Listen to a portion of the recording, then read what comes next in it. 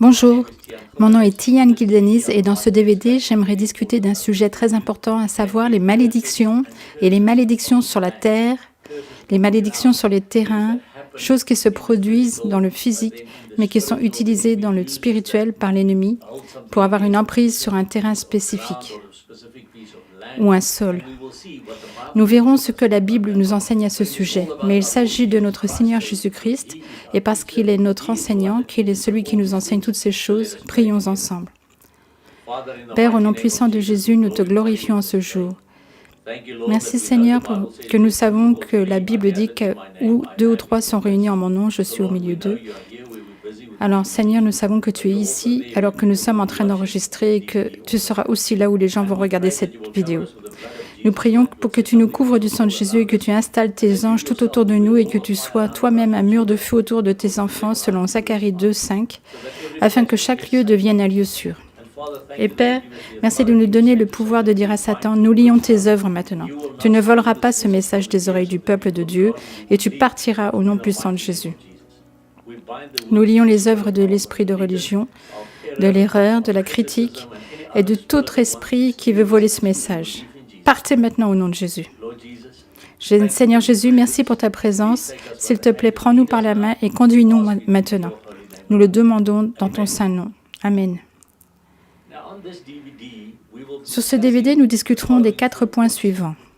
Numéro 1, malédiction sur le sol ou sur les terrains. Numéro 2, nom de famille. Numéro 3, toute autre malédiction. Et numéro 4, comment briser les malédictions.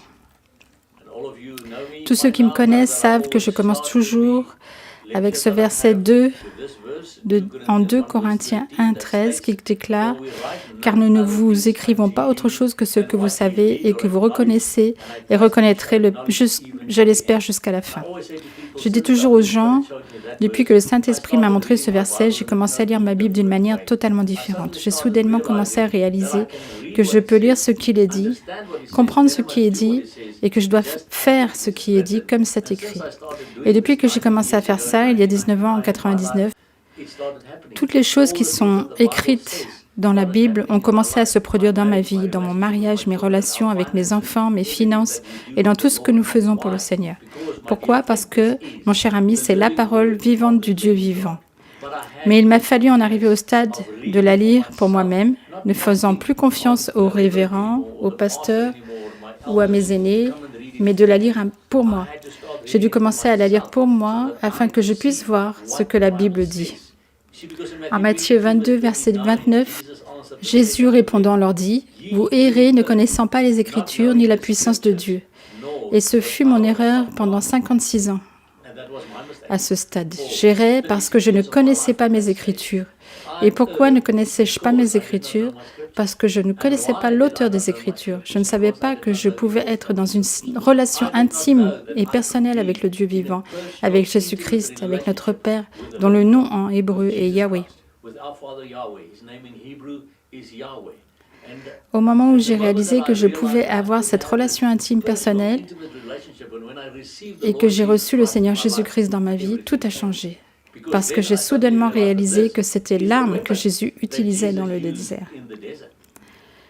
À chaque fois que Satan a tenté Jésus, il lui a dit « Satan, c'est écrit, c'est écrit, Satan, c'est écrit ». C'est la même arme que nous devons utiliser de nos jours. À chaque fois que les démons de Satan nous attaquent, vous devez pouvoir dire « Satan, c'est écrit », que ce soit pour son mariage, les finances, la relation avec mes enfants ou autre.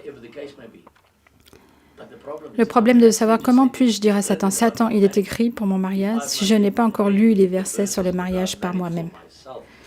Et de cette façon, Satan me garde sans aucune autorité. Il me tient lié et je ne suis alors pas vraiment un ennemi pour lui.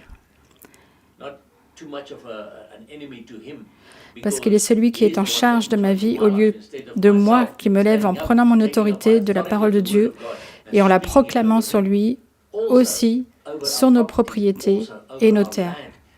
La Bible nous enseigne ça en Osée 4, verset 6. « Mon peuple est détruit faute de connaissance. » Et je dis toujours de regarder les 2 premiers mots. « Mon peuple » Ça ne dit pas les pécheurs, les incroyants, les athées, mais mon peuple est détruit faute de connaissance. Il manque de connaissance de quoi? De ce que dit la parole de Dieu.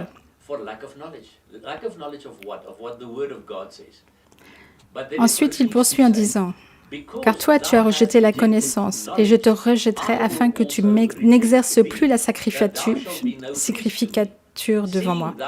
Car tu as oublié la loi de ton Dieu, et moi j'oublierai tes fils. » C'est un verset effrayant. Et je demande toujours aux gens, où que je sois pendant mes voyages en Afrique du Sud et autres pays, pourquoi semble-t-il aujourd'hui que Dieu a oublié nos enfants? Puis-je vous dire pourquoi? Parce que les parents, les pères et les mères ont oublié la loi de leur Dieu. Ils ne lisent plus leur propre Bible. Et ils n'apprennent pas non plus aux enfants à lire leur Bible. Et donc les enfants s'égarent. Un jour, nous nous tiendrons devant le trône de Dieu qui va nous demander « Mon fils, ma fille, qu'as-tu fait de ce livre que je t'ai donné pour enseigner à tes enfants? Qu'as-tu fait avec ?» Vous voyez, c'est ce que dit ce verset. « Mon peuple est détruit. » Détruit par qui? Par le diable, par Satan et ses démons. Et détruit à cause de quoi? À cause de notre manque de connaissance, de l'autorité que nous avons dans le royaume de Dieu. Vous remarquerez que je n'utilise que la version King James de la Bible. Si vous vous demandez pourquoi, j'ai un e-book et un livre expliquant pourquoi les versions de la Bible diffèrent, où je discute de tout ce problème concernant les différentes versions de la Bible. Je m'en tiens à la version King James. Nous allons donc parcourir ce DVD en regardant simplement ce que la Bible dit à propos de ces choses. Mais nous devons comprendre que seul le Saint-Esprit peut nous révéler ces choses. Et pour ça, nous devons être ouverts et nous devons être enseignables. Vous voyez, si je n'ai pas un esprit enseignable, si je dis « Maintenant, tu ne peux rien m'apprendre car je sais tout », devinez quoi? C'est de la fierté. J'ai aussi un DVD sur l'esprit de Léviathan que Satan utilise contre nous pour nous garder fiers et orgueilleux, pour que nous ne voulions rien apprendre d'autre.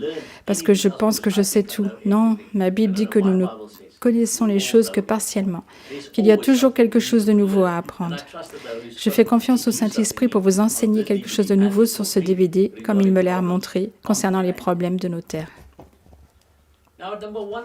Premièrement, nous allons voir les malédictions sur le terrain ou les malédictions sur la terre.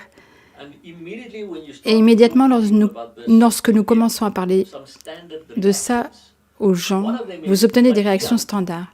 L'une d'elles, c'est « Tian, je ne crois pas aux malédictions, donc ça ne peut rien me faire. » Ou « Je ne crois pas aux malédictions, donc pour moi, ça n'existe pas. » Mon ami, le fait que vous ne croyez pas en quelque chose ne veut pas dire que ça n'existe pas ou que ça ne peut pas vous impacter. Croyez-vous aux bénédictions? Oui, dites-vous. Donc vous ne croyez qu'en certaines parties de la parole, parce que les deux, bénédiction et malédiction, sont discutées en détail dans la parole. Rappelez-vous Osée 4, verset 6. John Emiston a écrit « Faire face aux malédictions, aux sortilèges et aux sorts », où il dit la chose suivante. Les malédictions ne sont pas des jeux et sont profondément perturbantes émotionnellement pour ceux qui en font l'expérience.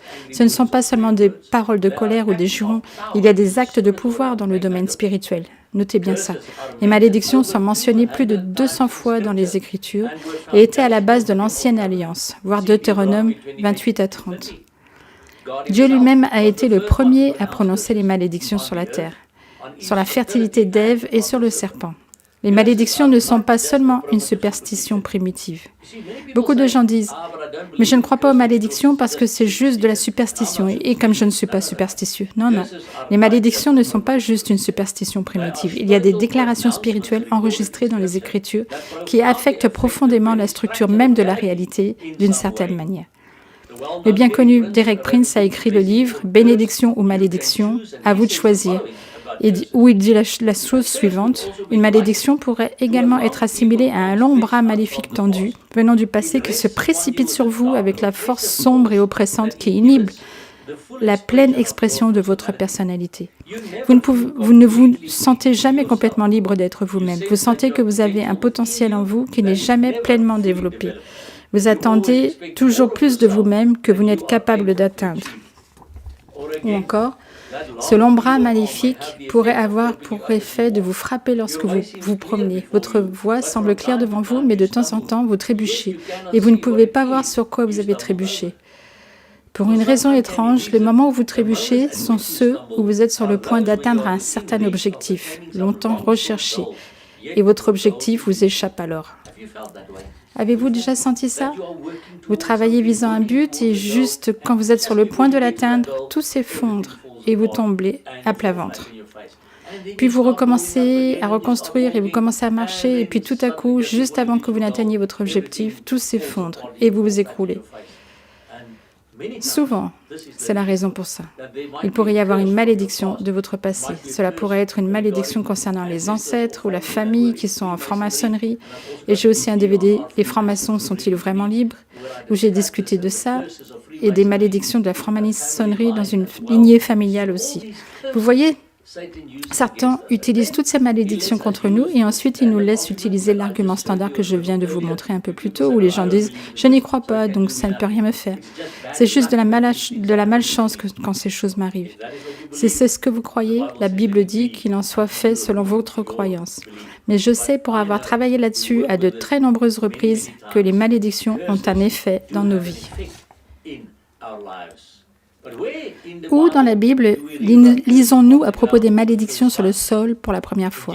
En Genèse 3, verset 17, Dieu a dit à Adam, « Parce que tu as écouté la voix de ta femme et que tu as mangé de l'arbre au sujet duquel je t'avais commandé, disant, tu n'en mangeras pas. » Regardez ça.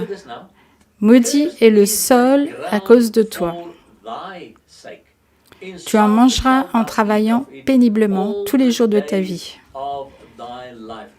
Regardez donc ce que Dieu dit ici. Adam et Ève ont péché, alors les humains ont fait une énorme erreur. Pas seulement une erreur, ils ont péché contre Dieu. Et à cause de ce qu'ils ont fait, à cause de ce péché, la terre, le sol a été touché à cause de sa malédiction. Il y avait une malédiction sur le sol désormais, à cause de ce que les humains ont fait et jusqu'à aujourd'hui. Vous verrez, alors que nous avançons, je vous donnerai des témoignages sur des personnes qui ont fait certaines choses sur le sol, puis le sol a été impacté à cause de ça.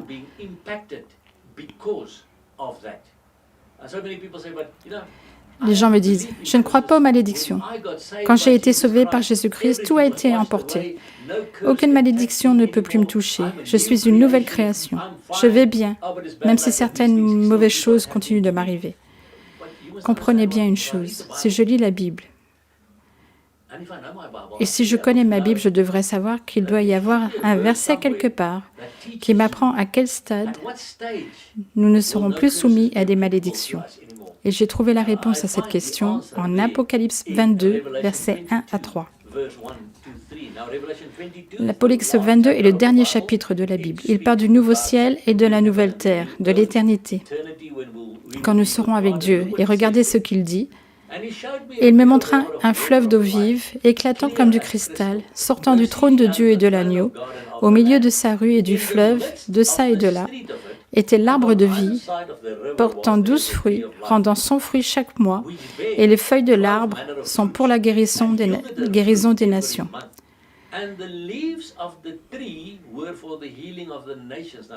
Regardez en bleu. Et il n'y aura plus de malédiction, et le trône de Dieu et de l'agneau sera en elle, et ses esclaves le serviront. Ça me dit donc que dans les temps où nous sommes, il y a encore des malédictions applicables. Le seul moment où il n'y aura plus de malédiction sera l'éternité, quand nous aurons atteint ce temps dont l'Apocalypse 22 nous parle. Là, il n'y aura plus de malédiction. Mais jusqu'à là, les malédictions seront toujours applicables dans nos vies, et j'inclus les malédictions de la lignée dont tant de chrétiens se disputent et dont personne ne veut s'occuper.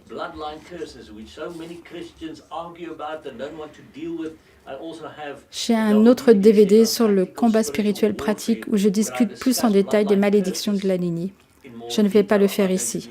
Je parle des malédictions sur les terres ici.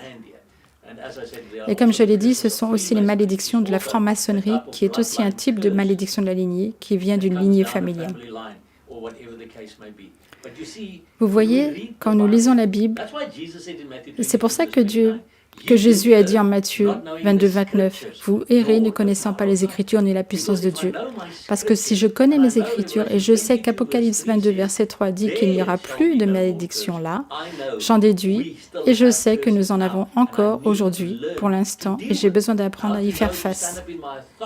En me levant dans mon autorité pour briser ces malédictions et vivant dans la victoire sur toutes les malédictions venant contre moi au nom de Jésus-Christ. Mais si je ne connais pas mes Écritures, je ne pourrai pas le faire.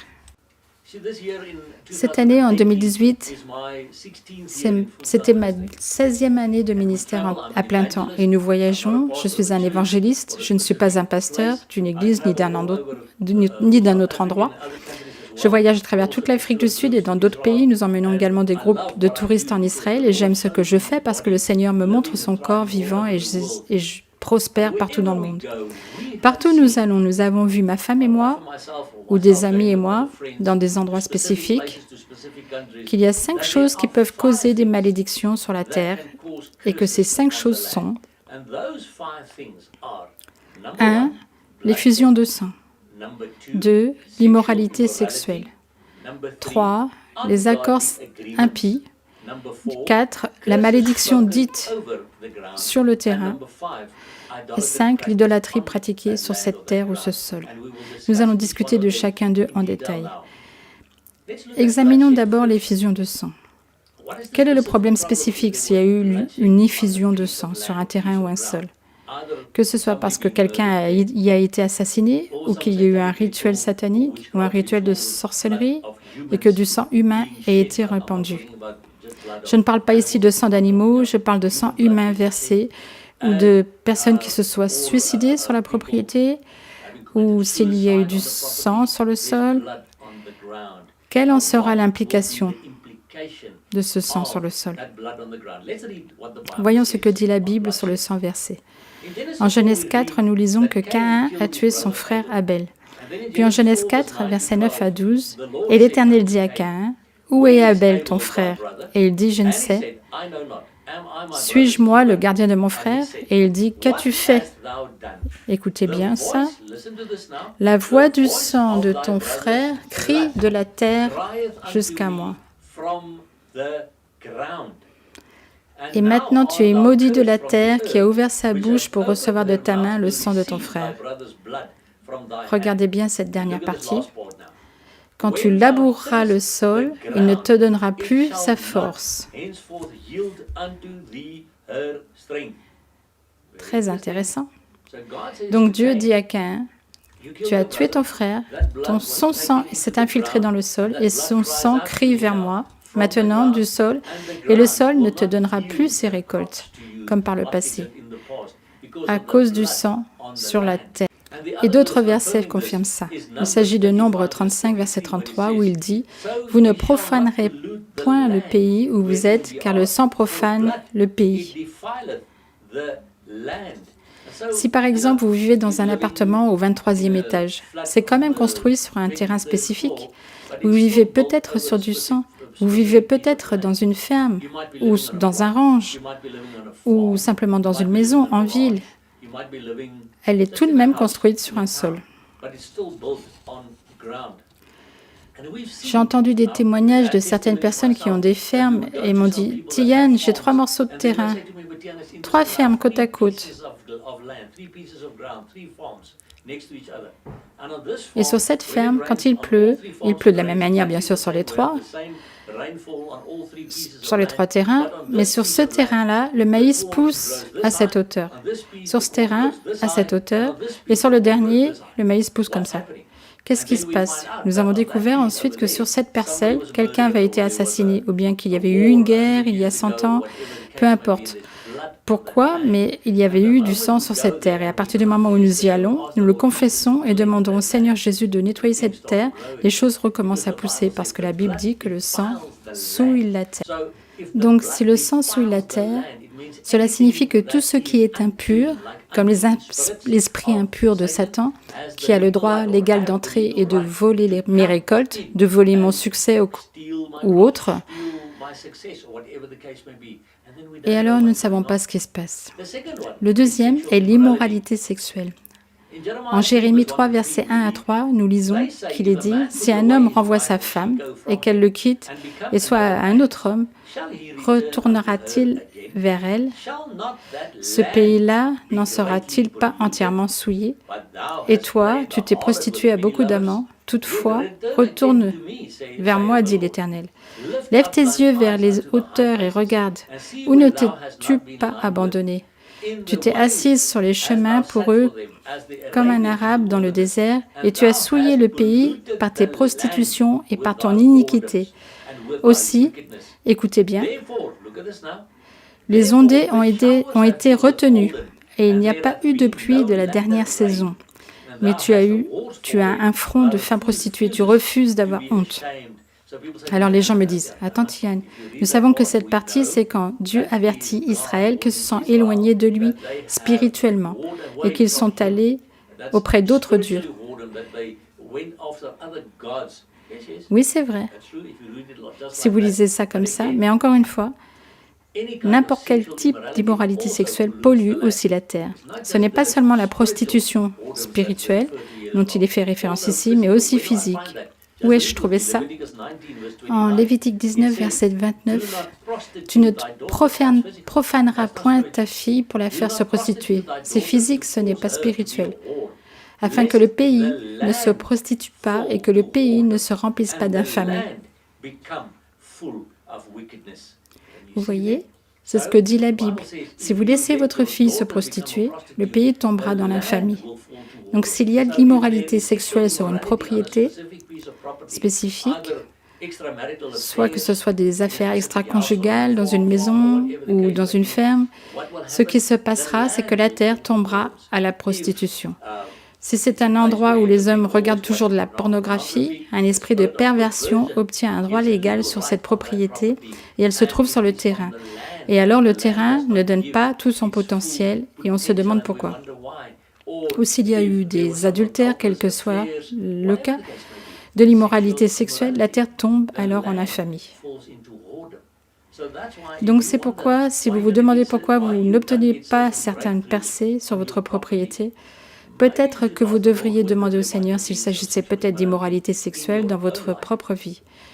Et j'en ai aussi parlé de ça sur un DVD, sur le combat spirituel pratique quant à l'immoralité sexuelle et les liens d'âme impies et les maris et époux spirituels, afin que vous puissiez voir ça et obtenir aussi de briser ça dans votre vie, au nom de Jésus-Christ. Cela va aussi sur la terre, sur la propriété, et Satan utilise ça contre nous.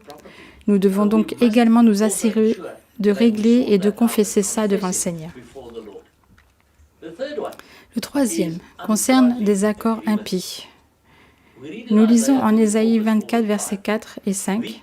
La terre, regardez les mots utilisés ici dans la Bible, la terre mène deuil, elle est déchue. Le pays habité est devenu languissant et il est déchu. Les plus distingués du peuple de la terre sont languissants. Et le pays, la terre en anglais, est souillé sous ceux qui l'habitent. Pourquoi? Car ils ont transgressé les lois, changé le statut, violé l'alliance éternelle. Donc, la malédiction avait dévoré la terre et ceux qui y habitent sont désolés. Donc, les habitants de la terre sont brûlés et peu survivent. Les gens me disent, « Tiens, qu'est-ce que ça veut dire, briser l'alliance éternelle ?» Les gens font certaines choses sur la terre et par ça, ils donnent la terre à l'ennemi, au diable, parce que nous lisons en Psaume 24, verset 1, « À l'Éternel est la terre et tout ce qu'elle contient, le monde et ceux qui l'habitent. »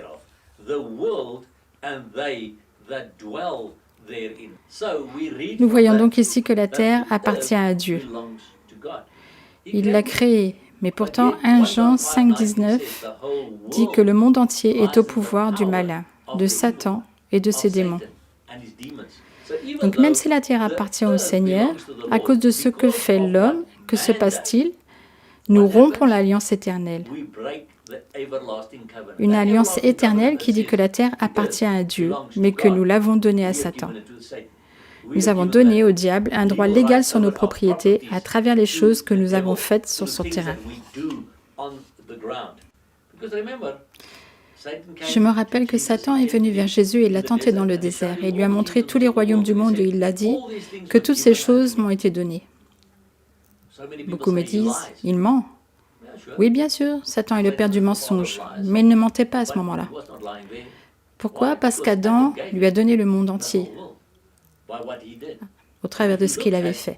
Si vous regardez cette partie concernant la tentation dans le désert, vous verrez que Jésus n'a pas nié ça. Que Jésus n'a pas dit « Satan, tu mens, ça ne t'appartient pas, cela m'appartient ». Jésus savait qu'Adam lui avait donné à ce moment-là, et jusqu'à aujourd'hui, le monde entier se trouve au pouvoir du malin. Mais la terre appartient toujours à Dieu. Il est celui qui l'a créé, mais nous pouvons encore faire certaines choses sur le terrain, comme conclure des accords impies qui ont un impact sur la terre où nous vivons.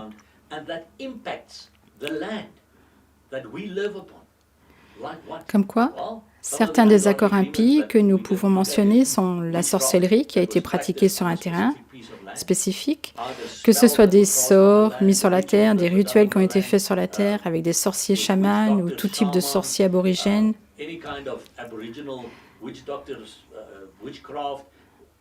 de la sorcellerie ou autre.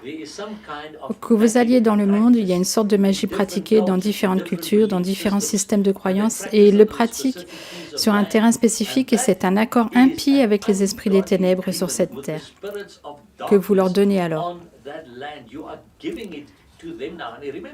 Rappelez-vous, Éphésiens 4, verset 27 dit « Et ne donnez pas accès au diable. Votre propriété est un accès. Votre ferme est un accès. Votre ranch est un accès. Votre appartement est un accès. Et vous pouvez le donner au diable, et alors certaines choses se produiront sur ce terrain à cause de cet accord impie, parce que vous avez rompu l'alliance éternelle.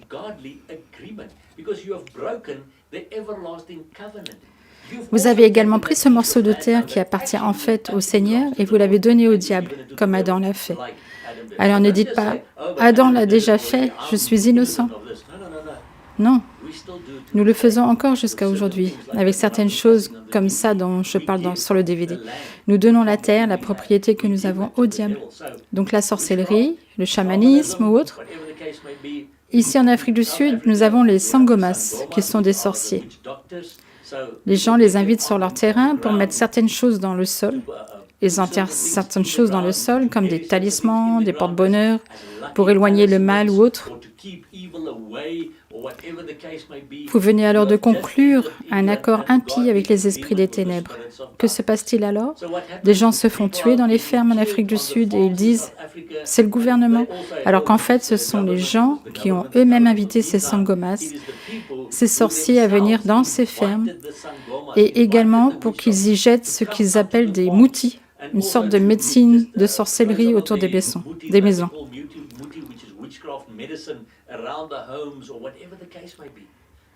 C'est un accord impie avec le royaume des ténèbres. La Bible dit, dans le psaume 91, que Dieu donnera ses anges qui sont chargés de votre lieu. Au lieu de prier et de demander à Dieu d'établir ses anges autour de ma maison et à installer des anges autour de ma ferme, les gens y invitent les sorciers. Les gens demandent aux sorciers de venir les protéger contre le mal alors qu'ils ont invité le mal à travers ça. C'est le premier accord impie, la sorcellerie. Deuxièmement, le satanisme, pratiqué sur un terrain spécifique. Donc si vous achetez une maison et que tout l'enfer se déchaîne parce que vous êtes chrétien, vous êtes un enfant de Dieu, alors vous entrez dans cette propriété, maintenant avec la lumière de Dieu, mais l'obscurité qui est sur cette propriété, à cause des rituels pratiqués par les satanistes à cet endroit avant, provoque maintenant des affrontements avec vous et tout l'enfer se déchaîne. Et beaucoup disent « cela ne peut rien me faire » et d'autres personnes fuient ces endroits. Ne vous sauvez pas. Nous pouvons faire face à ces choses faites sur la terre en brisant les malédictions et laissons la lumière briller sur cette propriété que Dieu nous a donnée. Nombreux sont ceux qui me disent « il me suffit de marcher sur cette propriété, de prendre mon autorité et dès que j'y mets mon pied, tous les démons vont s'enfuir ». Ce n'est pas vraiment vrai, malheureusement. Parce que nous voyons aussi que quand Dieu a dit à Josué, « Je te donne cette terre promise, partout où tu mettras les pieds, je te le donne. » Pourtant, nous lisons aussi dans la Bible que pendant de nombreuses années, Josué et le peuple d'Israël ont encore dû se battre, encore dû mener des guerres contre les habitants de la terre promise avant qu'ils ne puissent l'obtenir, bien que Dieu la leur ait donnée. Pourtant, c'est ce que les gens me disent. Tian, Dieu m'a donné cette propriété. Si j'y mets le pied, il n'y a plus de démons. Je suis désolée, je ne suis pas d'accord avec vous, car ce n'est pas la vérité de la parole, car ils ont certains droits légaux, comme les choses dont je discute ici avec vous, qui leur ont été donnés par les gens qui ont vécu, et vous devez mener des batailles, prendre l'épée de l'esprit, la parole de Dieu et confesser ces choses, puis les chasser de la propriété au nom puissant de Jésus-Christ. Il ne fuit pas parce que vous avez mis votre pied sur cette terre. Vous devez comprendre une chose, même les démons de la Légion n'ont pas fui quand Jésus s'est approché d'eux. Ils ont accouru vers lui et il a dû leur parler et il les a finalement chassés. Alors ne pensez pas que vous valez mieux que Jésus en me disant « Quand je marche sur une propriété, les démons courent de l'autre côté ». Vous êtes alors meilleur que Jésus et ce n'est pas mon cas. Par contre, je sais que nous devons combattre les guerres parce que la Bible dit que les armes de notre combat ne sont pas charnelles mais puissantes par Dieu pour abattre les forteresses. Ça, c'est l'arme de notre champ de bataille, tout l'esprit. Et nous avons l'armure de Dieu que nous devons porter, afin que nous puissions être prêts pour les guerres à venir contre nous, les batailles à venir à notre rencontre sur la propriété que Dieu nous a donnée. La quatrième chose, ce sont les malédictions prononcées sur la propriété. Et nous connaissons tous très bien ce verset en Proverbe 18, 21. La mort et la vie sont au pouvoir de la langue, et celui qui l'aime mangera de son fruit. Et en Marc 11, versets 12 à 20, nous trouvons quelque chose de très intéressant. Et le lendemain, quand il sortait de Béthanie, Jésus eut faim. Et voyant de loin un figuier qui avait des feuilles, il s'en approcha pour voir si peut-être il y trouverait quelque chose. Mais y étant venu, il n'y trouva rien que des feuilles, car ce n'était pas la saison des figues. Et répondant, il lui dit, « Voyez ça, Jésus parle au figuier, que désormais personne ne mange jamais de fruits de toi. » Et ses disciples entendirent et partirent. Et le matin, comme ils passaient, ils virent le figuier séché depuis les racines. Pierre, se souvenant de ce qui s'était passé, lui dit, « Rabbi, voici le figuier que tu as maudit est sec. »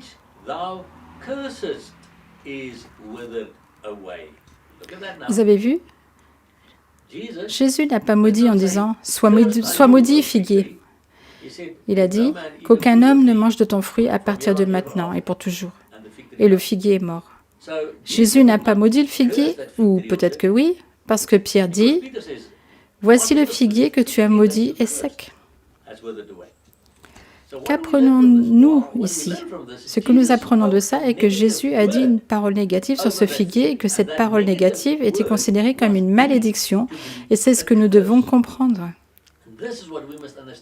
Si je dis une parole négative sur ma propriété, sur mon mariage, sur ma vie, sur ma santé, sur l'avenir de mes enfants, qu'est-ce que je suis en train de faire? Je suis en train de me maudire. Soit moi-même, ou mes enfants, ou mon mariage, ou ma propriété, par les choses que je dis à leur propos.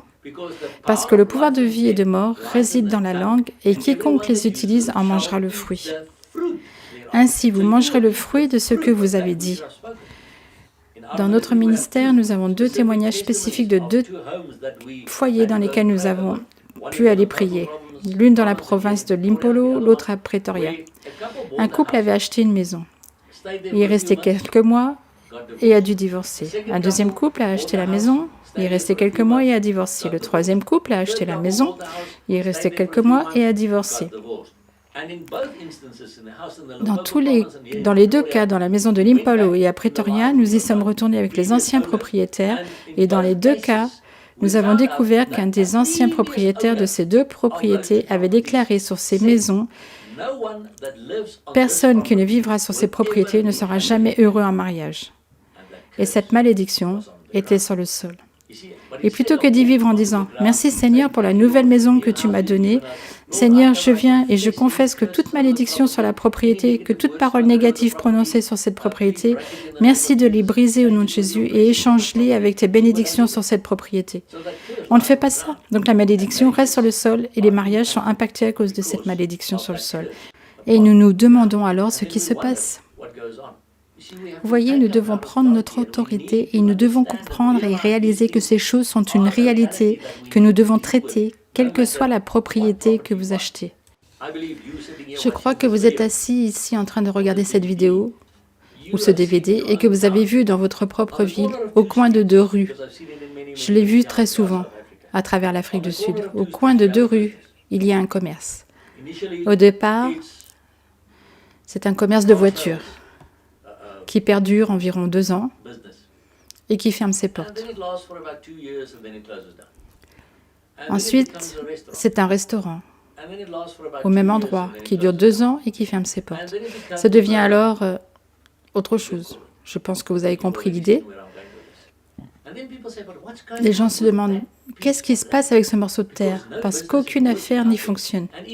Et si vous y retournez, dans la plupart des cas, vous découvrirez que premièrement, soit il y a eu une effusion de sang sur la propriété, ou il y a eu de l'immoralité sexuelle, ou il y avait un accord impie sur la propriété, soit avec la propriété appartenant également aux francs-maçons, ou qu'il y a eu des malédictions dites sur cette propriété. Comme quelqu'un qui a dit, personne n'aura jamais une affaire prospère sur cette terre.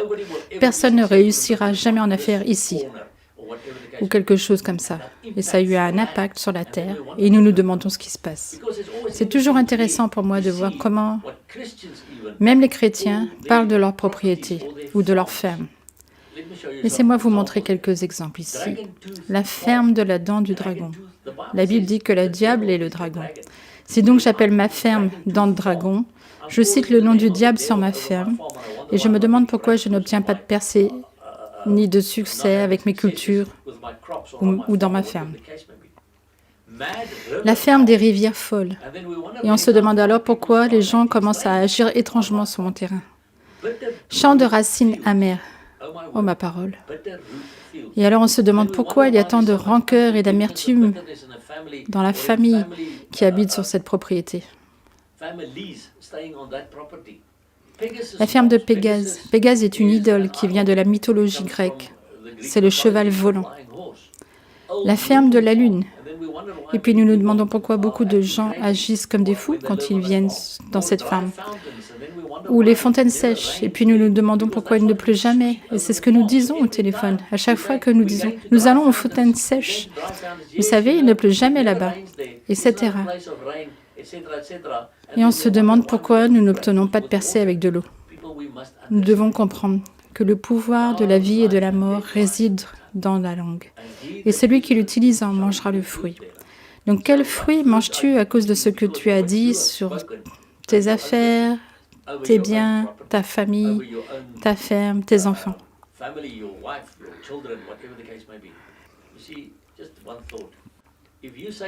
Si vous dites à vos enfants, « Pourquoi es-tu si stupide? Tu ne comprendras jamais rien. » Devinez quoi? Il ne comprendra jamais rien. Ce n'est pas de leur faute, mais de la vôtre, parce que c'est vous qui avez dit d'eux et vous en mangez le fruit dans la vie de vos enfants. Il est temps de comprendre, de parler la vie sur nos propriétés et que nous demandions au Seigneur de briser ces malédictions et les paroles négatives que nous avons prononcées sur nos propriétés. La 5e chose est l'idolâtrie pratiquée sur cette propriété. Nous lisons en Ézéchiel 6, versets 2 à 6, que Dieu dit « Fils d'homme, tourne ta face contre les montagnes d'Israël. » Vous pouvez dire vers les montagnes d'Afrique du Sud, les montagnes d'Amérique, les montagnes de Grèce ou autres. Et prophétise contre elles et dit « Montagne d'Israël, écoutez la parole du Seigneur. Écoute l'Éternel, ainsi dit le Seigneur, l'Éternel aux montagnes et aux collines, aux ravins et aux vallées. Voici, moi je fais venir sur vous l'épée et je détruirai vos hauts lieux et vos autels seront dévastés. » Le mot autel en hébreu fait également référence à certains piliers.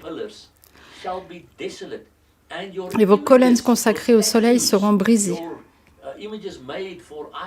Et je ferai tomber vos blessés à mort devant vos idoles, et je mettrai les cadavres des fils d'Israël devant leurs idoles. Et je disperserai vos ossements autour de vos autels. Dans toutes vos demeures, les villes seront réduites en solitude, et les hauts lieux seront désolés, afin que vos autels soient délaissés et désolés, et que vos idoles soient brisées et ne soient plus. et que vos colonnes consacrées au soleil soient abattues et vos ouvrages anéantis. Les gens me disent, de quoi parles-tu maintenant?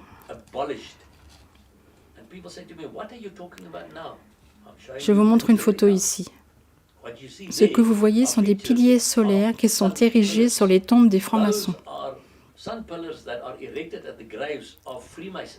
Les deux d'en bas, qui sont brisés, se réfèrent à un prince de la franc-maçonnerie qui est tombé, et les deux d'en haut ont été érigés pour des personnes des vrais hauts degrés, à savoir du 30 au 33e degré de la franc-maçonnerie.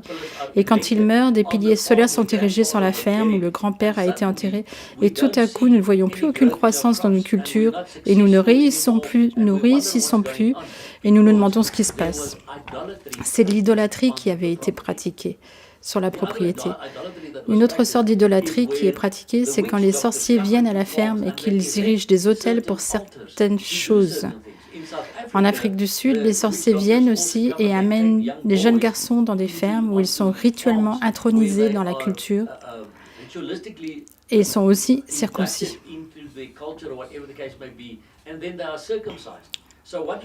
Qu'avez-vous donc? Vous avez un autel qui a été construit par un sorcier, médecin sur le terrain.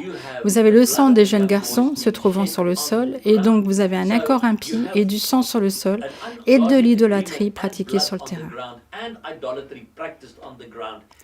Puis on se demande pourquoi on perd nos fermes, puis on se demande pourquoi on n'a pas de percée.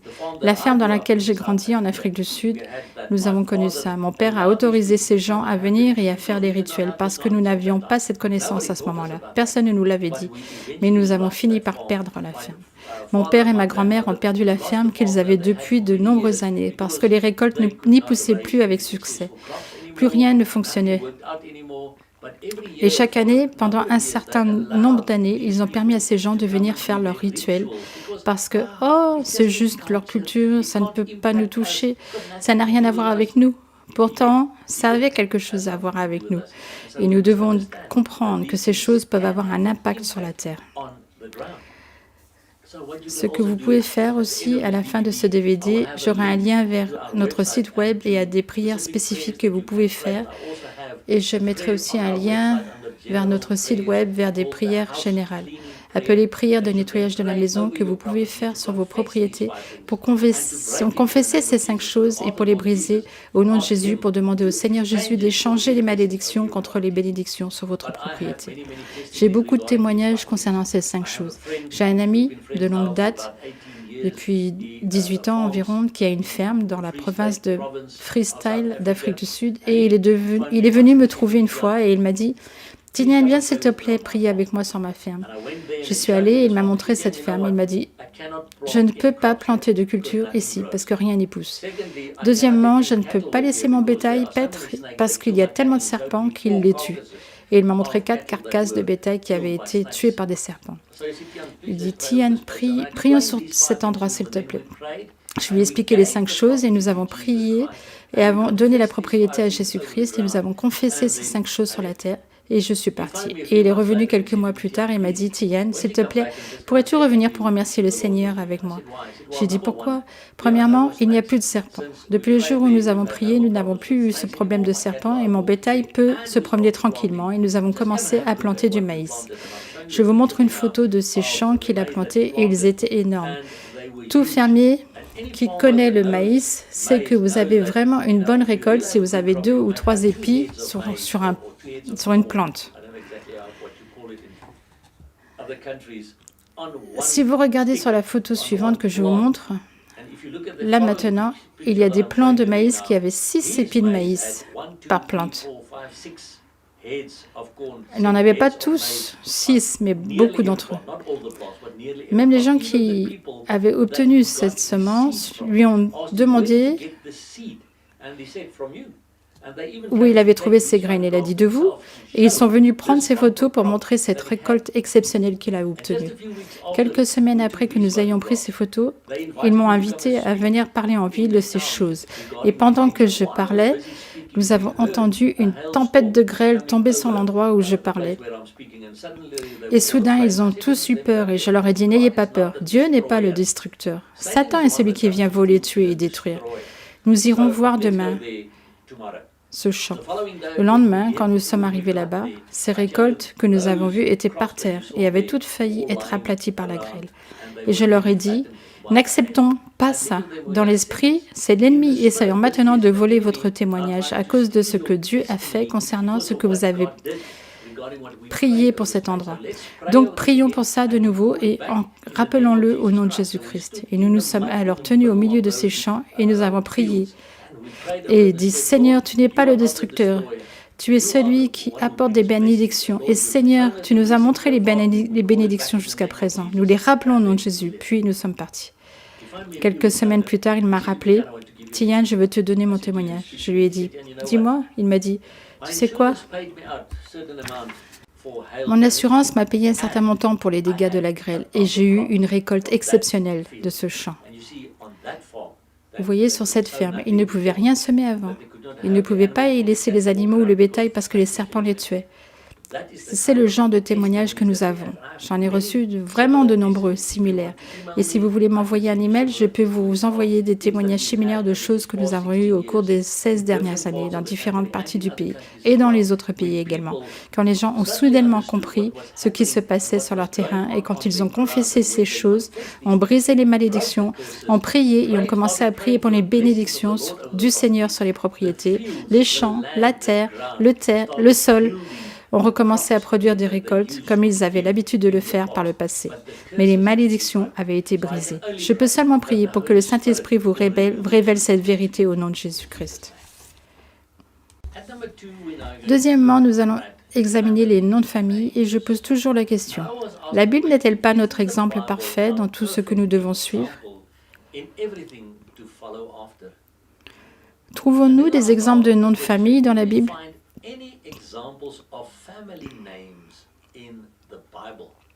Regardons la généalogie d'Adam. En 1 Chronique 1, versets 1 à 9, nous lisons.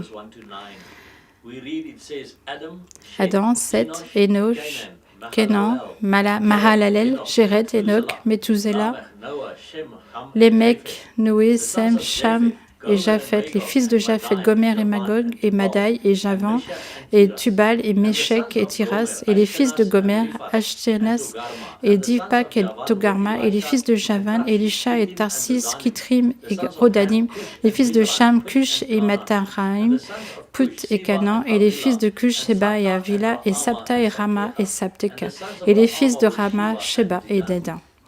Voyez-vous des noms qui se répètent? Voyez-vous que ce soit où vous lisez à propos de Gomer, Gomer le premier, Gomer le second, Gomer le troisième, ou ne trouvez-vous seulement qu'un prénom spécifique pour une personne spécifique?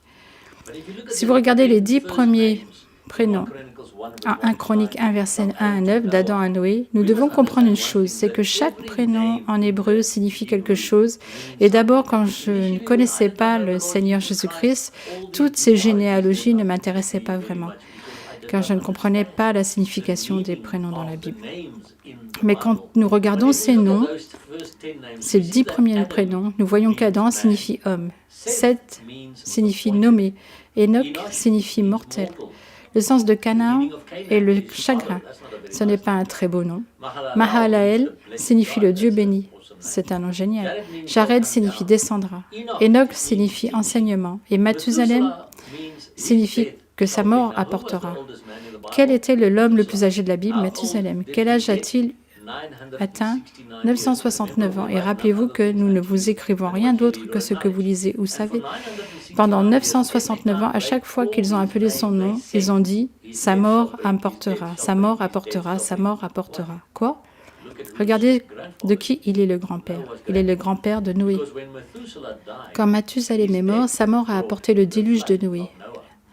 Lamech signifie désespoir et Noé signifie confort ou repos. Donc, chaque nom a une signification spécifique dans la Bible. Mais si vous regardez juste ces 10 prénoms, avez-vous remarqué que cela constitue une phrase? Quelle est cette phrase? Voyons ça. L'homme est destiné à la douleur mortelle. Le Dieu béni descendra l'enseignement. Sa mort apportera le repos désespéré ou le confort. Waouh, waouh. Ça, c'est quelque chose que seul un Dieu vivant peut faire. Aucun homme n'est capable d'avoir pensé à ça. Dans les 10 premiers prénoms de la Bible, vous obtenez l'histoire complète de l'évangile de Jésus-Christ, qui descend sur cette terre et vient pour mourir pour nous, nous enseigne premièrement et meurt ensuite pour nous, afin qu'il puisse nous apporter le repos et le confort éternel. C'est l'histoire complète de l'évangile dans les 10 premiers prénoms de la Bible. Seul un Dieu vivant peut faire ça. Beaucoup me disent, je ne crois pas dans la Bible parce qu'elle a été écrite par des humains. Je dis d'accord. Et ces ordures que vous lisez, qui a écrit ça? La Bible dit que l'ensemble de l'Écriture, 2 Timothée 3, verset 16, dit que l'ensemble des Écritures est inspiré par le Saint-Esprit. Oui, même si elle a été écrite par les humains, la main derrière la pointe a toujours été Dieu lui-même. C'était toujours le Saint-Esprit qui a insufflé la parole et leur a donné la direction de ce qu'ils devaient écrire. Puis ils l'ont écrit. Seul Dieu pouvait mettre toute l'histoire de l'évangile de Jésus-Christ dans les 10 premiers prénoms de la Bible. Aucun être humain n'aurait jamais pu faire ça. Ne croyez pas à cette histoire que la Bible n'a pas été écrite que par des humains. Je ne peux pas croire en la Bible parce qu'elle a été écrite par des humains. Voici toutes les autres déchets que vous lisez ont tous été écrits par des humains qui ne sont pas inspirés par l'Esprit Saint. Ce livre, quant à lui, a été inspiré du Saint-Esprit. Il a été donné par l'inspiration de Dieu, dit la Bible. C'est pourquoi je crois ce que dit ce livre et je mets mon éternité sur ce livre en toute conscience et avec tout le confort et le repos et la paix dans mon cœur. Prenez la décision. Des paroles d'éternité pour nous tous, où allez-vous vous trouver dans cette éternité? Continuons avec toute cette question que nous discutions maintenant, des prénoms de famille. Devrions-nous donner des prénoms de famille à nos enfants? Lisons la généalogie de Jésus-Christ en Matthieu 1, versets 1 à 16. Livre de la généalogie de Jésus-Christ. Abraham engendra Isaac, et Isaac engendra Jacob, et Jacob engendra Judas et ses frères. Et Judas engendra Pharès et Zara, et Pharès engendra Esrom, et Esrom engendra Aram, et Aram engendra Aminabab, et Aminabab engendra Nasson, et Nasson engendra Salmon, et Salomon engendra Boz, et Bouz engendra Obed, et Obed engendra Jessi, et Jessi engendra David le roi, et David le roi engendra Salomon, et Salomon engendra Roboam, et Roboam engendra Abia, et Abia engendra Asa, et Asa engendra Josaphat, et Élézer engendra Matan, et Matan engendra Jacob, et Jacob engendra Joseph, le mari de laquelle est né Jésus, qui est appelé Christ. Je n'ai pas mentionné plusieurs prénoms, vous pouvez lire ces versets vous-même. Et vous ne verrez aucun prénom répété 2 fois. Il n'y a pas de prénom de famille dans la Bible. Chaque personne de la Bible a son propre nom. Ils avaient leur propre nom. Pourquoi et qu'en est la raison?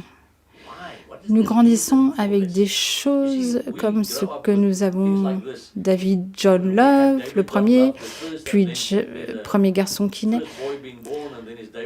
Donc nous avons David John Love le deuxième, puis un petit-fils, David John Love le troisième, et le quatrième, etc.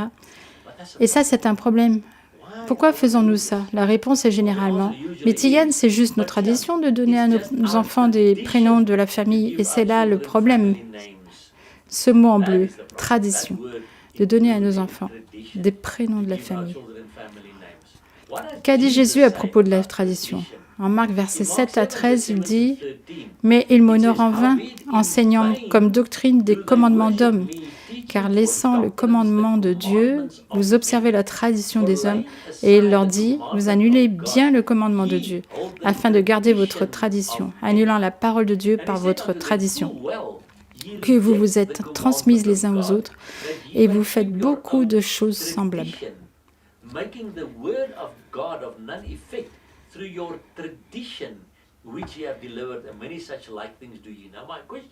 Ma question est, vous venez peut-être de rendre la parole de Dieu sans effet sur la vie de votre enfant en lui donnant un nom de famille à travers vos traditions. Que veux-tu dire? Lisons Genèse 2, verset 19. « Et l'Éternel Dieu forma de la terre tous les animaux des champs et tous les oiseaux des cieux, et les fit venir vers l'homme pour voir comment il les nommerait. Et tout nom que l'homme donnait à un être vivant fut son nom. Aviez-vous déjà lu ce verset pour vous-même dans la Bible? Avez-vous jamais su qu'Adam était celui qui a donné des noms à tous les animaux que Dieu a créés et qu'il les a menés à Adam et lui demanda de leur donner des noms? Avez-vous déjà vu ça dans la Bible? Mais qu'y a-t-il de si spécial à ce sujet? Et tout nom que l'homme donnait à un être vivant fut son nom. Maintenant, regardons le mot « nom » en hébreu. C'est Shem. Selon le dictionnaire grec-hébreu de Strong, cela dit que c'est une marque ou un mémorial de l'individualité par implication, honneur, autorité ou caractère.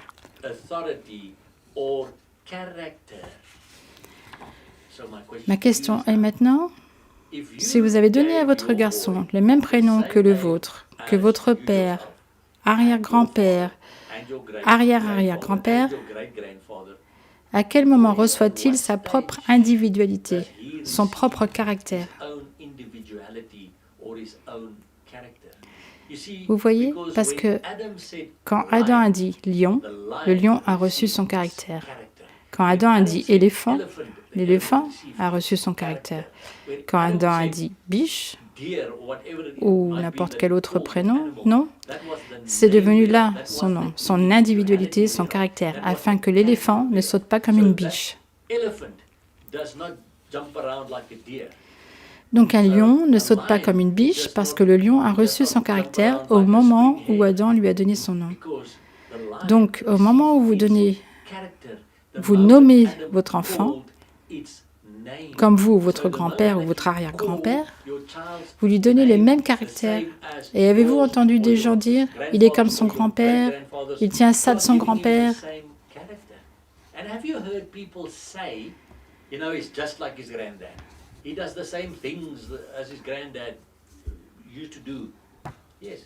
Oui, parce qu'il a les mêmes prénoms, ou elle a le même prénom que la grand-mère avait. Donc nous transmettons ces traits de caractère à nos enfants, en leur donnant des prénoms de la famille, ce que nous ne trouvons nulle part dans la Bible. Chers amis, commençons à prier le Seigneur. Jésus, dès la grossesse, ma chère sœur, ou quand votre fille est enceinte, et demandez-lui, par son Esprit Saint, de vous révéler comment il veut appeler l'enfant, et ensuite, appeler l'enfant ainsi, afin qu'il puisse avoir sa propre individualité, son propre caractère, et non pas les mêmes traits de caractère que le reste de la famille. Sur la base des monastères de Canaan au Cap, on peut lire que les prénoms sont très significatifs, que les noms de famille que nous portons avec les prénoms qui nous sont donnés peuvent influencer nos vies positivement ou négativement. Votre nom est votre identité sociale et spirituelle. Chaque nom porte une onction positive ou négative. L'onction sur votre nom est déclenchée chaque fois que vous êtes appelé par ce nom. Votre nom a une signification importante en ce qui concerne la détermination de votre destinée. Certains glorifient le diable, les idoles et les traditions et sont une abomination pour Dieu. Les gens donnent des prénoms selon leurs convictions. Les prénoms sont une expression de notre foi ou de nos croyances. Quand quelqu'un est nommé d'après le Seigneur, c'est comme mettre le sceau de Dieu sur cet enfant. De la même manière, lorsque nous recevons des prénoms qui sont associés aux dieux de la famille ou de la communauté, nous sommes liés aux esprits de ces idoles et aucun démon n'a de bons plans pour ses clients ou ses descendants. Amis, trouvez le sens de votre prénom. Nous vous conseillons de changer immédiatement tout prénom qui glorifie le diable ou toute idole. Renoncez aux esprits derrière ce prénom et rappelez toutes les alliances démoniaques connectées à ces prénoms. Elle a également un site web avec des prières qui peuvent être faites sur votre prénom. Un prénom est donc très important. C'est pourquoi la Bible dit qu'un prénom est une bonne chose et que votre prénom est vraiment important.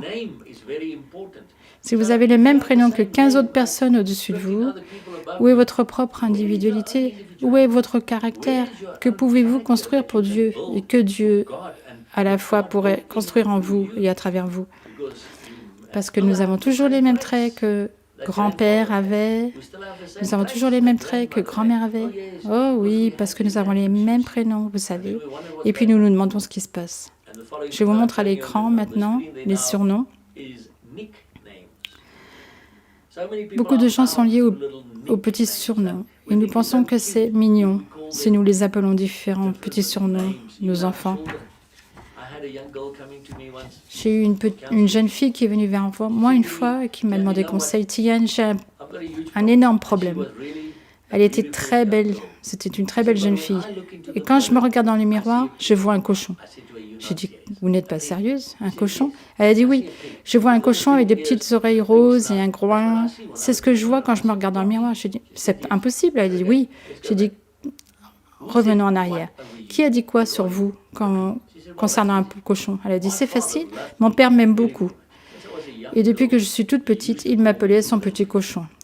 Il aime son petit cochon et il m'aimait vraiment, mais vous voyez, ce qu'il a dit sur moi m'a liée pendant tant d'années. Et elle était adulte à ce moment-là.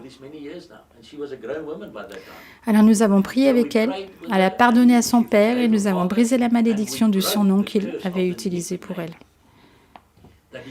Nous avons donc ces surnoms pour nos enfants, mon petit grignoteur, mon petit terroriste ou autre. Nous disons ces choses à nos enfants et quand il grandit, il devient un rebelle qui fait toutes ces mauvaises choses et qui s'éloigne et il ne veut rien avoir à voir avec Dieu. Et ensuite on se demande qu'est-ce qui se passe si vous avez dit ça de lui. Vous avez utilisé ce surnom et puis nous nous demandons ce qui se passe. Un de mes amis était appelé Marais, comme un marais. Et il m'a dit, Tian, ma vie entière a ressemblé à un marécage. Tout s'enlisait. Je ne pouvais pas faire de percée. Et puis le Seigneur m'a montré que c'était mon surnom. Alors il est allé voir ses potes et il leur a dit, ne m'appelez plus jamais comme ça. Je brise la malédiction du surnom sur moi. Et tout à coup, tout a commencé à fonctionner dans sa vie. Donc si vous avez un petit surnom pour votre mari, votre femme, vos enfants ou qui que ce soit, s'il vous plaît, arrêtez. Appelez la personne par le prénom que Dieu lui a donné. Par contre, si vous avez un prénom qui vous tire vers le bas, avec certains traits de caractère appartenant à la famille, avec des malédictions de lignée, demandez au Seigneur de changer votre prénom et prévenez les gens que c'est le prénom que vous porterez désormais, car vous voulez glorifier Dieu, également par le prénom que vous portez, afin que, quand les gens vous parlent, ils puissent savoir que vous avez votre propre identité en Christ, que vous avez votre propre nature, que vous n'avez pas la nature du reste de la famille, parce que vous avez la nature de la famille de Jésus et que c'est l'unique nature que nous voulons avoir, une culture de Jésus et pas d'autre culture. Troisièmement, nous allons regarder les autres malédictions qui peuvent avoir un impact sur nos vies et nous pouvons lire l'entièreté des chapitres de Deutéronome 27 et 28 concernant les bénédictions et malédictions. En Deutéronome 27, versets 16 à 24, nous voyons que quelques malédictions sont listées sur certaines situations de nos vies qui peuvent encore nous impacter à ce jour. Maudit qui méprise. Ce mot aussi veut dire manquer de respect ou mépriser son père et sa mère. Et tout le peuple dira Amen. Immédiatement. Pourquoi est-ce que je ne reçois pas de certaines percées? Est-ce que je manque de respect à mon père, à ma mère? Ou est-ce que je les méprise? Ou que je faisais juste référence à eux en plaisantant? La Bible dit « Honore ton père et ta mère ». Pourquoi? Parce que Dieu le dit. Et Dieu dit que vous devez faire quelque chose, nous devons les honorer. Quand j'ai demandé une fois au Seigneur, pourquoi est-ce que je dois honorer mon père et ma mère? Il a dit, tu honores ton père et ta mère pour la raison précise que j'ai utilisé ces deux personnes pour t'amener ici. Si ça n'avait pas été d'eux, tu ne serais pas là. C'est pourquoi tu les honores. Ça ne veut pas forcément dire que tu seras toujours d'accord avec eux. Cela ne signifie pas que tu dois te faire piétiner par eux. Cela ne signifie pas nécessairement que tu dois être assis à côté du feu avec eux. Mais ne les méprise pas. Ne leur manque pas de respect. Ne dis pas de mal d'eux parce que tu apportes une malédiction sur vous. Mon cher ami, si vous regardez cette vidéo et que vous réalisez que ouais, c'est ce que j'ai fait, s'il vous plaît, allez le confesser devant le Seigneur, demandez à vos parents de vous pardonner pour votre manque de respect et que vous ne les ayez pas honorés et demandez au Seigneur de lever cette malédiction au nom de Jésus-Christ. Nous voyons très clairement en Lévitique 20, verset 9, tout homme qui maudira son père et sa mère sera certainement mis à mort. Il a maudit son père et sa mère, son sang est sur lui. Proverbe 20, verset 20 dit « Qui maudit son père et sa mère, sa lampe s'éteindra dans le sang des ténèbres, les seins des ténèbres. » Matthieu 15, verset 4 dit « Car Dieu a commandé, disant « Honore ton père et ta mère, et que celui qui médira de père ou de mère meure de mort. » C'est très clair. Si vous avez déjà maudit votre père, votre mère, vous ne devriez pas vous demander pourquoi vous ne recevez pas de Percy. C'est à cause de ces malédictions que vous avez parlé. La Bible dit que ce que vous semez, vous le récoltez. Alors, si vous avez semé des malédictions sur vos parents, vous récoltez ces malédictions. Vous avez semé le manque de respect sur vos parents. Alors, vous ne devriez pas vous demander pourquoi vos enfants ne vous respectent pas, parce qu'il y a une malédiction sur vous, car Dieu dit que maudit est celui qui est assis comme par ses parents, qui méprise ses parents, qui manque de respect à ses parents. Donc vous aurez besoin, si vous avez déjà maudit votre père et votre mère, de l'avouer devant le Seigneur et de lui demander de lever cette malédiction. Et si vos parents sont encore en vie, vous devez aller les voir et leur demander de vous pardonner pour ça et prier pour que le Seigneur guérisse simplement votre relation, parce que Dieu est toujours un Dieu de relations guéries. Le verset suivant, Deutéronome 27, versets 16 à 24, « Maudit qui fait fléchir le jugement de l'étranger, de l'orphelin et de la veuve. » Et tout le peuple dira « Amen ». Une dame est venue me voir un jour pour des conseils et elle m'a dit « Tian, je suis veuve. J'ai une ferme dans une province ici en Afrique du Sud et je ne peux plus faire le travail. Alors j'ai loué mon terrain à 2 hommes. Et l'un était un ancien de mon église. Ils louent ma propriété depuis 3 ans et au cours de ces 3 années, ils ne m'ont même pas payé la moitié de mon loyer.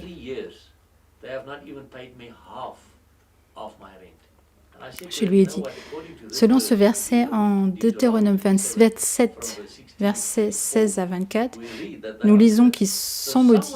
Donc, quelque part, cette malédiction qui vient de Dieu, parce que ces malédictions viennent de Dieu sur le peuple qui désobéit à sa parole, ces 2 hommes pervertissent le jugement de cette veuve et cette malédiction sera sur eux et finalement, ils ne pourront plus se permettre cette location.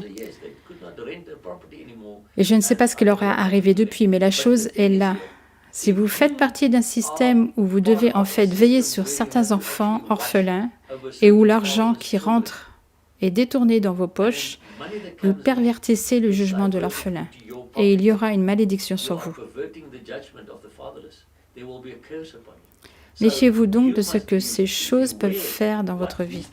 Vous devez comprendre que si Dieu vous utilise pour aider les étrangers, les orphelins et les veuves, ne pervertissez pas le jugement. Ne faites pas certaines choses qui volent des étrangers, des orphelins et des veuves, car cela apporterait une malédiction sur vous et vous devriez l'avouer devant le Seigneur et lui demander de lever ces malédictions. Parce que rappelez-vous que ce n'est pas une malédiction mise sur votre vie par Satan. C'est une malédiction qui vient de Dieu parce que c'est une instruction directe de sa parole. Et si vous désobéissez à une instruction directe de sa parole, cette malédiction vient de lui et elle doit alors lui être confessée et on doit lui demander de lever la malédiction.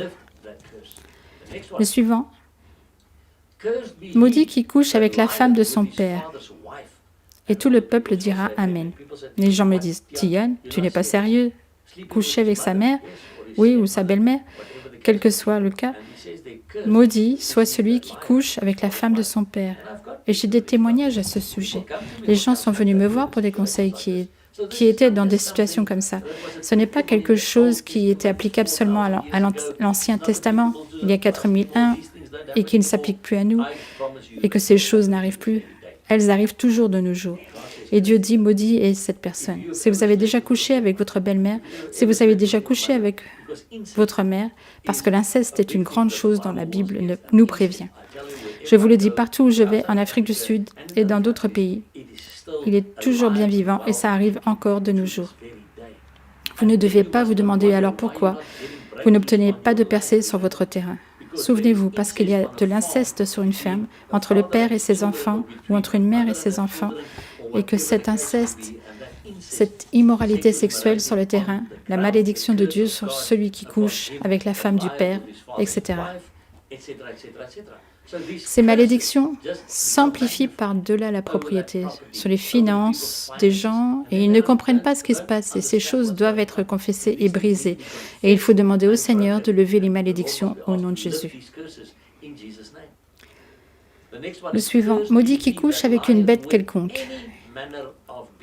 Et tout le peuple dira Amen. J'ai des témoignages de ça aussi. Des gens viennent me voir pour des conseils très honteux, très gênés, parce que quand ils étaient plus jeunes, ou même dans l'âge le plus avancé, qu'ils étaient seuls à la ferme et qu'il n'y avait personne avec qui sociabiliser, c'est le problème. Ces choses arrivent et ils viennent me voir pour la prière. Nous devons demander au Seigneur quand la personne s'est confessée à ce sujet. Il est dit n'importe quelle sorte de bête. Chiens, bétail, tout. Vous voyez, maudit qui couche avec une bête quelconque. Et tout le peuple dira Amen. Au moment où vous l'avouez et demandez au Seigneur de lever cette malédiction, mais encore une fois, si c'est sur une ferme, si c'est sur une propriété, c'est de l'immoralité sexuelle sur le terrain. Et cela fait que la terre ne donne plus ses pleines récoltes et nous nous demandons alors ce qui se passe et toutes ces malédictions fonctionnent ensemble. Et puis nous n'obtenons pas de percée et nous sommes en colère contre Dieu. Non, non, c'est nous qui péchons. Dieu n'est pas celui qui pêche. C'est nous qui causons ces choses. Et puis ça a un impact sur notre terre, sur nos sols. Pourquoi sommes-nous en colère contre Dieu alors? C'est pourtant nous qui sommes désobéissants. Le suivant. Maudit qui couche avec sa sœur, fille de son père ou fille de sa mère, et tout le peuple dira Amen. Sa sœur, la fille de son père, il s'agit peut-être de sa sœur, d'une belle-sœur, une demi-sœur ou un demi-frère. Ces choses se produisent. Ils viennent dans mon bureau pour des conseils. Ils ont couché avec un frère, un beau-frère ou un demi-frère. C'est un type d'inceste. Et également, c'est de l'immoralité sexuelle sur la terre. C'est une malédiction de Dieu et ça doit être confessé. Et il faut demander au Seigneur de lever cette malédiction. Sinon, il ne prospère pas et il se demande pourquoi. Le suivant dit, maudit qui couche avec sa belle-mère. Et tout le peuple dira Amen. Et les gens me disent, Tiane, la belle-mère? Les filles viennent ici et elles s'assoient dans mon bureau de conseil et pleurent. Pourquoi? Parce que leur propre mère a couché avec leur mari, le mari de la fille. Elle s'est mariée et puis sa mère est venue et a séduit son mari et a couché avec lui.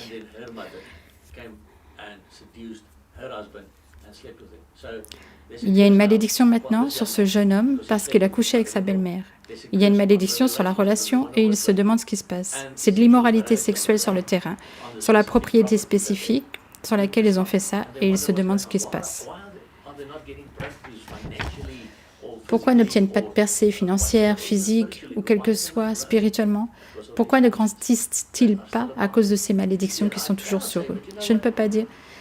Mais vous savez que je suis une nouvelle création en Christ. J'ai regardé par le sang de Jésus, cette malédiction ne peut plus me toucher. Je vais continuer de coucher avec ma belle-mère parce que je suis libre sous la grâce de Jésus. Je suis désolée, ce n'est pas vrai, parce que ces choses viennent de Dieu. Dieu n'a pas changé d'avis. Malachie 3, verset 6 dit « Je suis l'Éternel, je ne change pas ». Hébreux 13, verset 8 dit « Jésus-Christ est le même hier et aujourd'hui et éternellement ». Donc s'il a dit dans le passé « Maudit qui couche avec sa belle-mère », c'est toujours d'actualité de nos jours. Que vous ayez été lavé dans le sang de Jésus ou non, vous n'êtes pas autorisé à coucher avec votre belle-mère. Cette malédiction viendra toujours sur votre vie et vous devez vous occuper de ça au nom de Jésus.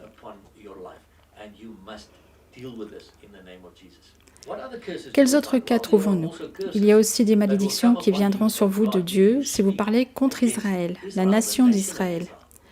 En Genèse 12, verset 3, Dieu parle à Abraham quand il dit « Et je bénirai ceux qui te béniront, et je maudirai ceux qui te maudiront, et en toi seront bénies toutes les familles de la terre. » Abraham eut un petit-fils, Jacob, et en Genèse 27, verset 29, Dieu dit à Jacob « Maudit soit qui te maudit, et béni qui te bénit. » Jacob eut 12 fils qui sont devenus la nation d'Israël, et en Nombre 24, verset 9, Dieu a dit Il s'est courbé, il s'est couché comme un lion et comme une lionne. Qui le fera lever? Bénis tous ceux qui te bénissent et maudits sont ceux qui te maudissent. Vous devez donc comprendre ça. Si vous prononcez des bénédictions sur Israël en tant que nation, Dieu peut vous bénir. Si vous prononcez des malédictions sur elle, Dieu vous maudira. J'ai un petit livre ici. L'Afrique sera-t-elle bénie ou maudite? Qui a été écrit par Tom Hayes à Jérusalem, et c'est un livre qui donne des témoignages sur différents pays d'Afrique qui avaient eu des relations avec Israël, comme l'Égypte, le Burkina Faso, le Tchad, le Nigeria, la Ghana, la Côte d'Ivoire, le Soudan, l'Éthiopie, l'Ouganda, la République démocratique du Congo, la Tanzanie, la Zambie, la Malawi, le Zimbabwe, l'Afrique du Sud. Et tous ces pays avaient de bonnes relations avec Israël par le passé, jusqu'à ce que ce pays rompe ses relations avec Israël et ne commence à avoir des relations avec les pays arabes. Tout à coup, leurs économies sont entrées dans une spirale descendante parce que la Bible dit « Je bénirai ceux qui bénissent Israël et je maudirai ceux qui maudissent Israël ». Je vois beaucoup de gens en Afrique du Sud parler contre Israël et maudire les Juifs et la nation d'Israël. Et je leur dis toujours « Attention, ne vous demandez pas pourquoi vous ne faites pas de percée dans votre vie personnelle, dans vos finances, dans votre mariage, sur votre terre, sur votre ferme, parce que vous parlez contre Israël. » Vous parlez contre la parole de Dieu. Et Dieu lui-même a dit, « Moi, l'Éternel, je maudirai ceux qui maudissent Israël. »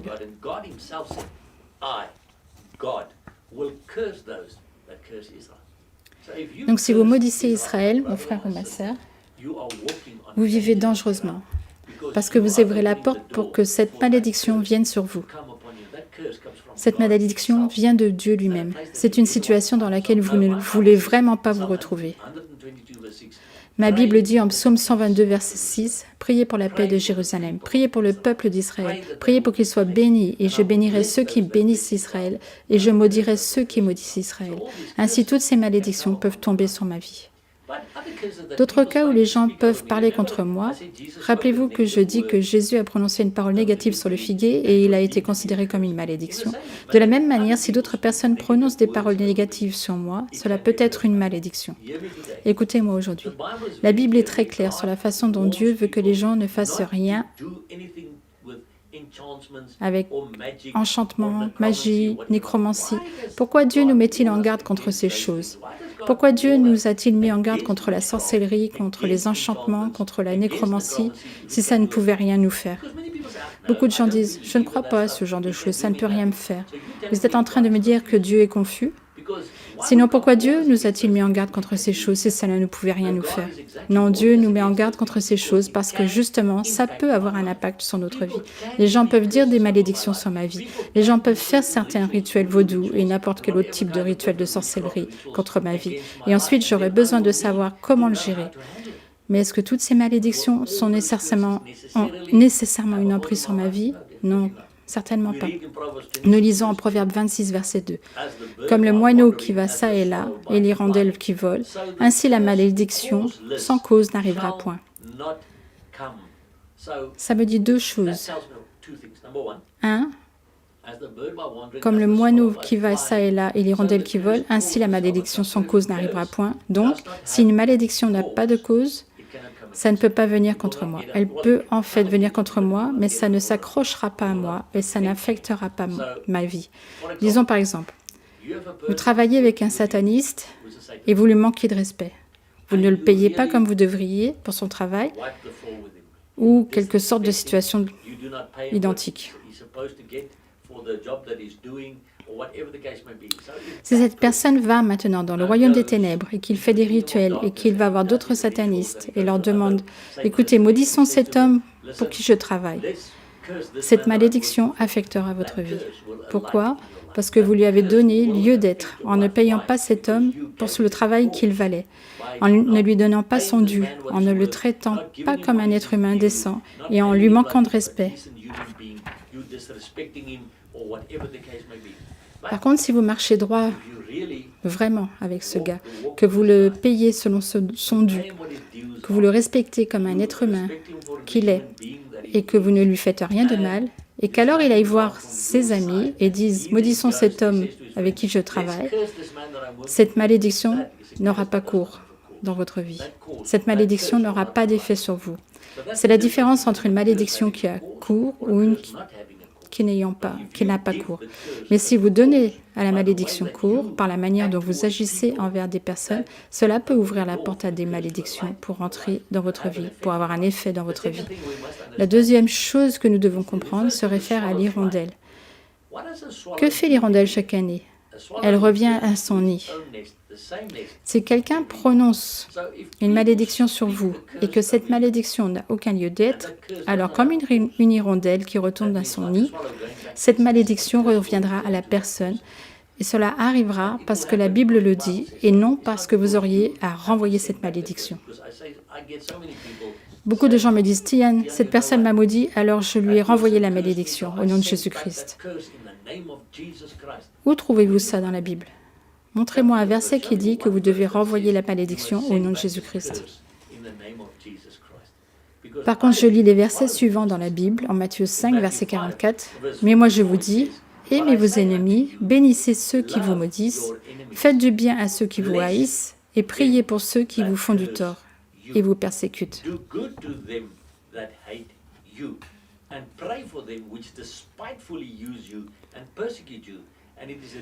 C'est répété en Romains 12, verset 14. « Bénissez ceux qui vous persécutent, bénissez et ne maudissez pas. » Vous voyez ça? La Bible dit de bénir ceux qui vous maudissent, de ne pas les maudire en retour. Bénissez et ne maudissez pas. C'est pourquoi je le répète, s'il vous plaît, montrez-moi un verset qui dit « Je renvoie cette malédiction au nom de Jésus. » Pourquoi devrais-je les bénir? Parce que Galates 6, verset 7 dit « Ne soyez pas séduits, on ne se moque pas de Dieu, car ce qu'un homme sème, cela aussi il le moissonnera. » Donc si je sème des bénédictions, je récolterai des bénédictions, et si je sème des malédictions, je récolterai des malédictions. Vous avez donc le libre arbitre pour décider de ce que vous allez commencer à semer à partir d'aujourd'hui. Allez-vous semer des bénédictions afin que vous puissiez récolter des bénédictions ou allez-vous semer des malédictions signifiant que vous récolterez des malédictions? C'est une décision que vous devez prendre. Tant de gens me disent, tu sais, ça ne peut plus me toucher car Galates 3, verset 13 dit « Christ nous a racheté de la malédiction de la loi, étant devenu malédiction pour nous car il est écrit maudit et quiconque est pendu au bois et c'est pourquoi ces malédictions ne peuvent plus me toucher. » J'ai dit non, non, non. Jésus nous a racheté de la malédiction de la loi, étant devenu une malédiction pour nous, que nous n'ayons plus à porter le fardeau de la loi pour ne plus avoir à mourir pour ça. Il est mort pour nous. Et parce qu'il est devenu une malédiction pour nous, qui nous donne le pouvoir de briser les malédictions que Satan essaye d'envoyer contre nous, au nom de Jésus, la Bible dit que par les meurtrissures de Jésus, je suis guéri, parce qu'il est mort pour nos maladies sur la croix. S'il n'y a plus de malédiction, selon vous, car il est devenu une malédiction pour nous, pourquoi y a-t-il encore des maladies? Non, non. Nous devons comprendre une chose, puisqu'il est devenu une malédiction pour nous et qu'il a vaincu Satan et ses démons sur la croix, ça nous donne le pouvoir de marcher sur les serpents et les scorpions, c'est-à-dire de piétiner Satan et ses démons, parce que Jésus nous donne cette autorité. Il dit, voici, je vous donne l'autorité, je vous donne le pouvoir, et le mot ici en grec est exousia, qui signifie autorité, sur toute la puissance de l'ennemi, afin que vous puissiez piétiner les serpents et les scorpions. Jésus nous donne cette autorité parce qu'il est mort pour nous sur la croix.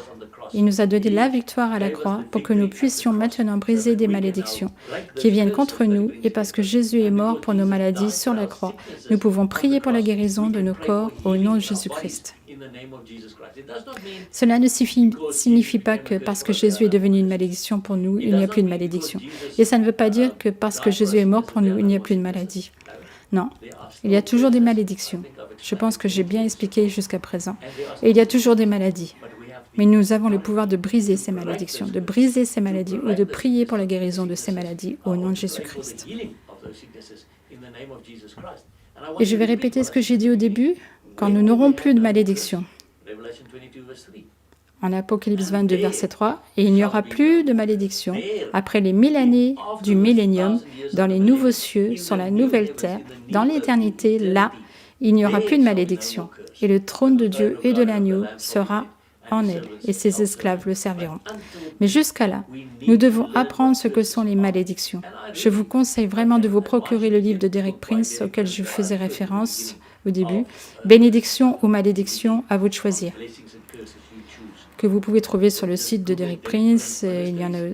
Il a aussi d'autres informations incroyables que vous pouvez écouter et dont vous pouvez apprendre afin de pouvoir briser ces malédictions dans votre vie personnelle au nom de Jésus-Christ.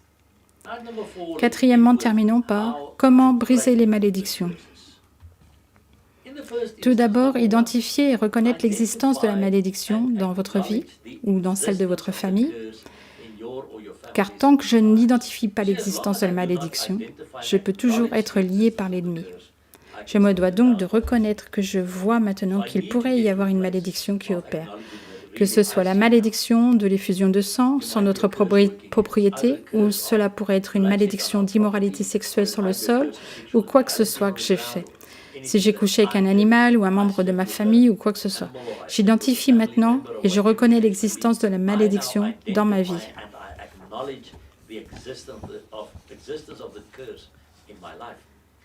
Deuxièmement, repentez-vous de tous les péchés parce qu'au moment où vous vous repentez de ces choses, vous enlevez le droit légal de l'ennemi, celui qui l'utilise contre vous.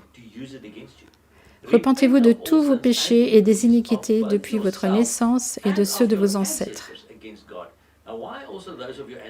contre Dieu. Pourquoi aussi celle de vos ancêtres? En Néhémie 9, verset 2, vous voyez que la nation d'Israël se tenait là et qu'ils confessaient leurs propres péchés et iniquités ainsi que ceux de leurs ancêtres. Cela signifie-t-il que si je confesse les iniquités de mes ancêtres, ils seront soudainement sauvés? Non, non.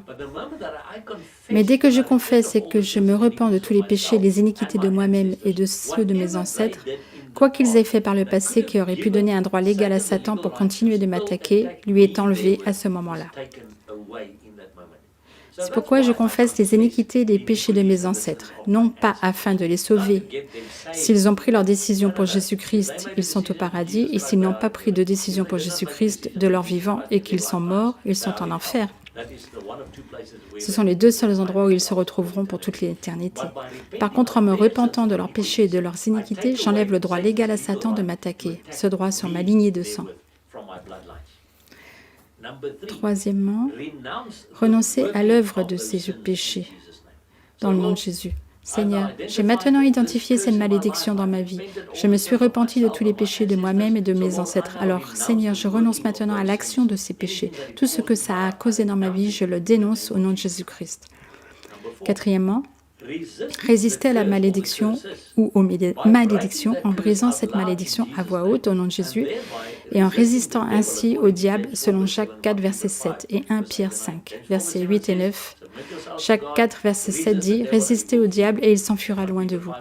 1 Pierre 5, versets 8 et 9 dit « Soyez sobres, veillez, votre adversaire le diable rôde comme un lion, rugissant, cherchant qui il peut dévorer, résistez-lui, étant ferme dans la voie. » Comment pouvons-nous résister au diable? Jésus a toujours résisté au diable et aux démons en proclamant contre eux. Il n'a jamais éloigné un démon par la pensée, vous devez donc résister au diable en brisant la malédiction au nom de Jésus. Seigneur, je reconnais la malédiction dans ma vie et la vie de ma famille. Je me repens de tous mes péchés et mes iniquités et de ceux de mes ancêtres. Je renonce à l'œuvre de ces péchés au nom de Jésus et je brise maintenant cette malédiction qui a été introduite dans ma vie au nom de Jésus. Cinquièmement, si c'était une malédiction qui a été placée par Dieu, demandez à Dieu de renverser la malédiction et de la remplacer par des bénédictions. Seigneur, je te demande s'il te plaît de lever cette malédiction qui a été placée sur moi à cause de ce que Deutéronome 27 et 28 ont dit. Quoi qu'il en soit, je te demande de les remplacer par une bénédiction dans ma vie. Sixièmement, utilisez la parole de Dieu comme une arme. C'est ce que Jésus a fait à chaque fois que Satan l'a tenté dans le désert. Jésus disait « Satan, il est écrit, Satan, il est écrit, Satan, il est écrit ». C'est l'arme que vous devez utiliser. Donc Satan, il est écrit, je vais bénir ceux qui me maudissent. Donc je bénis ce membre de la famille, je bénis ce collègue au travail qui me maudit et je lui pardonne et je brise ses malédictions au nom de Jésus-Christ. Parce qu'il est écrit, si je me soumets à Dieu et que je résiste au diable, il fuira loin de moi. Et c'est ainsi que vous utilisez la parole de Dieu comme une arme. Ce sont les 6 choses que vous devez faire pour briser les malédictions et ensuite 1. Vivez dans la justice et la sainteté de Dieu, et j'aimerais que vous alliez étudier ces versets que je montre ici, 1 Jean 5, verset 18.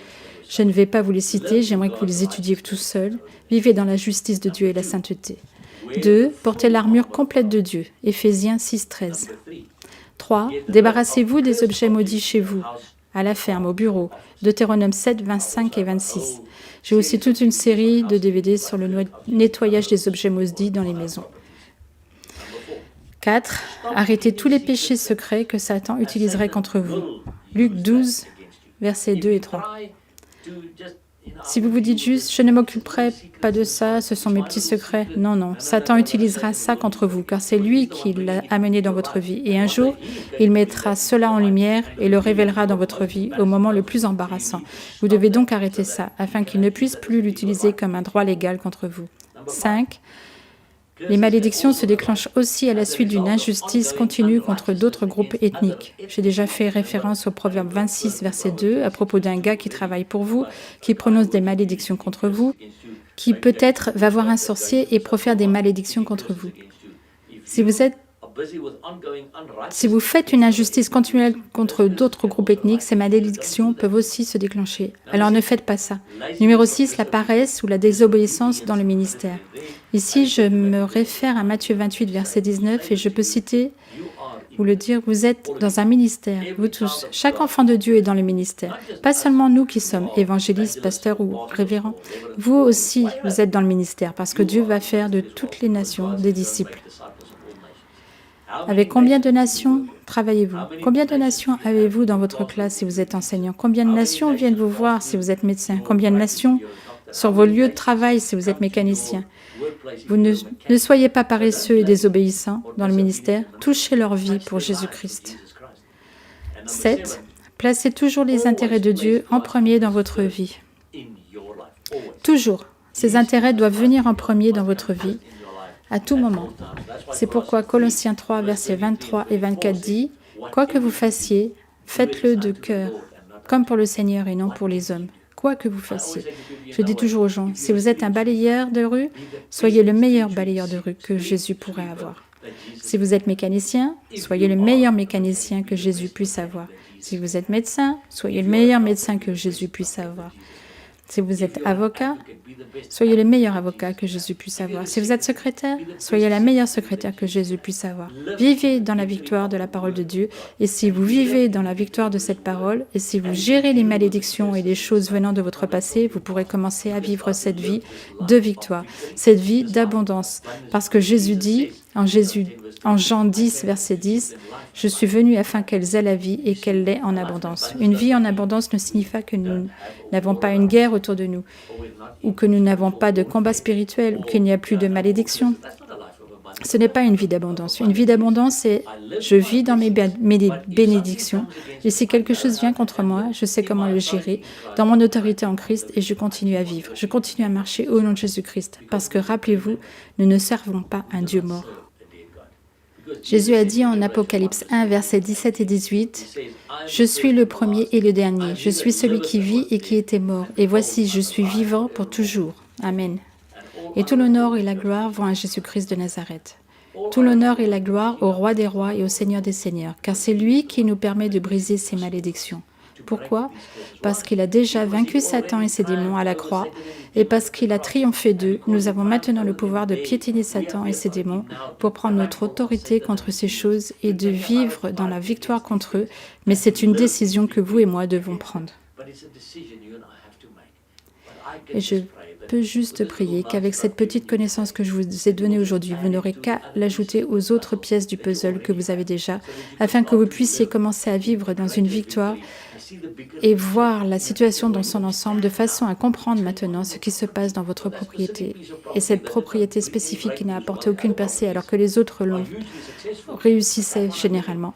Peut-être aujourd'hui vous pouvez comprendre ce qui se passe. Puis vous pouvez faire cette prière que j'ai sur notre site, sur votre propriété, vos propriétés. Et je dis toujours aux gens que la meilleure façon de le faire est d'aller se tenir sur cette propriété et de la proclamer. Donnez la propriété à Jésus-Christ. Tous les droits légaux que vous avez sur cette propriété, donnez-les à Jésus. J'ai vraiment de nombreux témoignages à ce sujet, de personnes qui ont donné leur propriété à Jésus, et puis tout à coup, certains des collègues sont partis, tout simplement. Pourquoi? Parce que dans la prière, nous avons demandé que s'il y a quelqu'un sur cette propriété qui n'appartient pas à Jésus, une des deux choses doit arriver.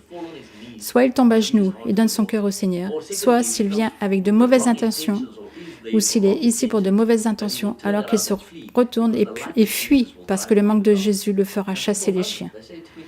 Et les gens m'appellent et me disent, 2 mois après que tu aies prié avec nous, certaines personnes sont parties, mais le Seigneur a amené de nouvelles personnes. Oui, parce que ce n'est plus votre maison maintenant, ce ne sont plus vos affaires maintenant. Vous l'avez désormais cédé à Jésus-Christ et il embauchera et licenciera ceux qu'il veut embaucher et licencier sur cette propriété maintenant. Vous êtes maintenant juste un gestionnaire pour la propriété de Dieu. Vous pouvez en profiter dans son royaume, mais selon sa parole et conformément à sa volonté pour cette propriété. Et je prie que vous soyez bénis. Prions ensemble au nom de Jésus. Père, au nom puissant de Jésus, nous te remercions pour cette journée. Merci Seigneur que tu nous enseignes ces choses à partir de ta parole et que tu veuilles que nous vivions dans la victoire. Et je prie pour que ton Saint-Esprit ouvre encore plus cette vérité aux enfants de Dieu et que lorsqu'ils regarderont ce DVD, Seigneur, ils réalisent maintenant où sont les problèmes et d'où les problèmes sont venus du passé afin qu'ils puissent aller briser ces malédictions et qu'ils puissent te demander de lever les malédictions qui auraient pu venir de toi et qu'ils commencent à vivre dans la victoire et qu'ils voient le sol commencer à guérir les récoltes comme il se doit. Mais Seigneur, je prie pour qu'ils ne le fassent pas, qu'ils ne deviennent pas fiers, qu'ils ne deviendront pas fiers, mais qu'ils seront humbles et qu'ils seront reconnaissants que tu brises les malédictions et les bénisses et qu'ils continuent à vivre dans l'obéissance et non dans la désobéissance, afin que toi seul sois glorifié par leur obéissance et ce qu'ils témoigneront et ce qui se passera dans les propriétés sur leur terrain, leur mariage et dans la vie de leurs enfants ou autres. Seigneur, et nous te remercions de nous avoir rendu ça possible à travers le sang de Jésus et par la puissance de ton Esprit Saint. Au nom de Jésus. Amen. Pour trouver prière de nettoyage à faire sur votre propriété, allez sur le site www.oicb.co.za. Cliquez sur ressources, puis sur prière générale.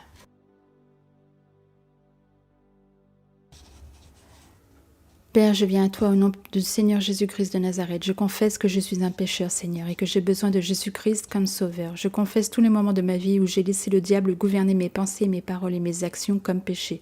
Je confesse tous les moments où j'ai été désobéissant à ta parole, la Bible, et où je t'ai déçu comme péché, et je te demande de, s'il te plaît, me pardonner au nom de Jésus-Christ. Merci, Père, car je sais que tu me pardonnes maintenant et que tu ne te rappelleras plus jamais mes péchés. Alors je confesse maintenant que je crois de tout mon cœur que Jésus-Christ est mort sur la croix pour moi et qu'il a physiquement été ressuscité par Dieu le Père et qu'il est monté à sa droite. Seigneur, je confesse que je reçois maintenant Jésus-Christ comme mon roi, mon Seigneur, mon Sauveur, mon Rédempteur et mon ami. Seigneur, je te demande de me baptiser de ton Esprit Saint et de me guider par ton Esprit Saint.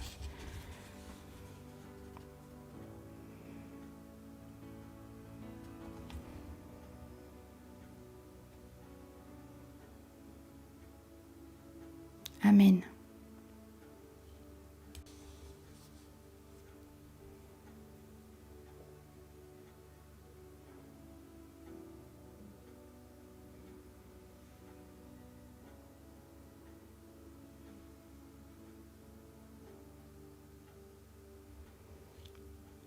Remerciements à notre Seigneur et Roi Jésus-Christ pour sa miséricorde et sa grâce et pour sa résurrection des morts. Merci à ma femme Joé pour sa prière incessante, son amour et son support.